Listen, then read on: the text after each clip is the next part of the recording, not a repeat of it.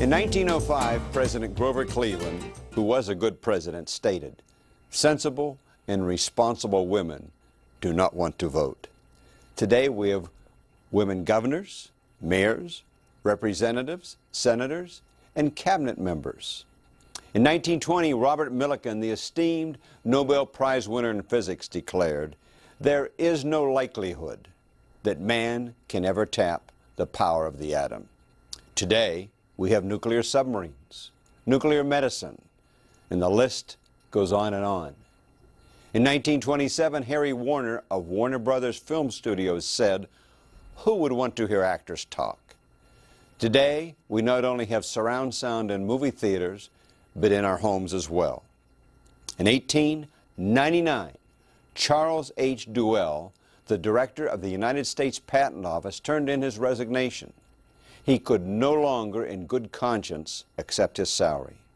The reason he resigned was in his quote, "Everything that can be invented has been invented." In 1914, the Wright brothers stated, "It is mathematically impossible to build an aircraft capable of carrying more than 2 people." Today, we could show Orville and Wilbur a 747 that transports 495 people faster than a bullet. It flies 6 miles high over the Pacific Ocean, where the outside temperature is 50 degrees below zero, while the cabin is a comfortable 72 degrees. It has 16 bathrooms, 8 kitchens, 4 elevators, and a grand piano. And it is 110 feet longer than the first flight. You've got to start looking for opportunities where you haven't looked before. They might even be closer than you think. Western Pennsylvania, approximately 100 years ago, a man had a beautiful and productive farm. Only he didn't want to farm. This man had an uncle who lived out west, and his uncle was in the oil business, and he was doing quite well. He wrote his uncle and said that he wanted to join him in the oil business. His uncle wrote back and told him, "Study everything that you can about oil." He read of the dinosaurs, of dying vegetation, of tar pits, of current drilling techniques. When he felt that he had mastered the subject, he wrote his uncle, sold his farm in western Pennsylvania, and went out west to join his uncle in the oil business. Little is written of him after that. But let's go back to the man that bought the farm. He was walking in the pastures one day and was watching his dairy cows drink water out of the stream. He moseyed up the stream and noticed that there was a very large plank that ran from one side of the stream to the other. It seemed that the only purpose of that plank was to keep some filthy, oozing, ugly scum that was floating on top of the stream from getting into the cow's water. That scum turned out to be an incredibly large oil strike. Oil City, Pennsylvania sits on the spot today. Are you missing out on an oil strike somewhere near you? In the late 1800s, there were general stores.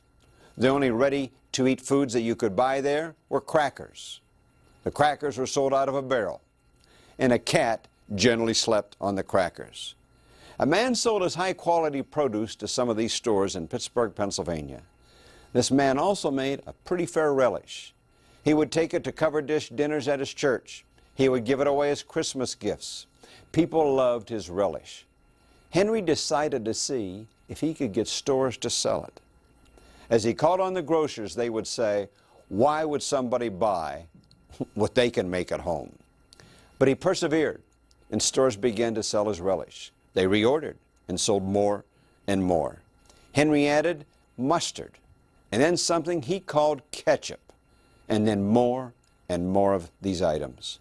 Pretty soon, Henry had over 57 varieties that were sold from coast to coast in stores like the Great Atlantic and Pacific Tea Company. You've heard of them as A&P. When Steven Spielberg was in his first year of college, he took a tour of Universal Studios where he met an executive in the editorial department in the break room. The executive said, "Come back again." So Steven Spielberg borrowed his dad's briefcase, put a sandwich in it, and showed up the next day, and the next day, and the next day, and every single day that summer. He appropriated an empty office. He hung out with the writers and directors. By the way, he was only 18 years old at that time. He bought a plastic name slide and placed it in the building directory. 10 years later, he made a little film. You might have seen it. It was called Jaws. The trouble with blind spots is we don't know we have them. To change your life, you must change your thinking. Yesterday's thinking got us to wherever any of us are today. And in closing, may you have the courage to dream. May you have the vision to see your dream.